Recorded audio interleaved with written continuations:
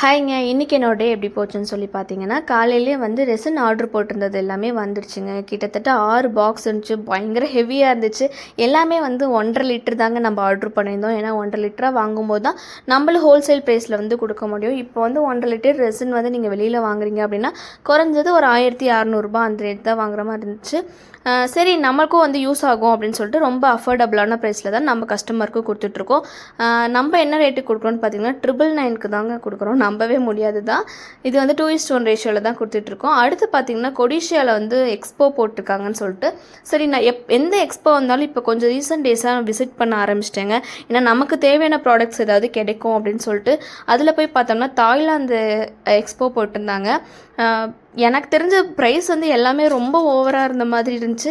சரி போயிட்டு தேவையானதை மட்டும் வாங்கிட்டு வந்து நம்ம வேலையை பார்ப்போன்ட்டு கொரியர்லாம் போட வேண்டியது இருந்துச்சுங்க. எல்லா கொரியரையும் போட்டாச்சு. இன்றைக்கி தான் இப்படி என்னோட டே போச்சு.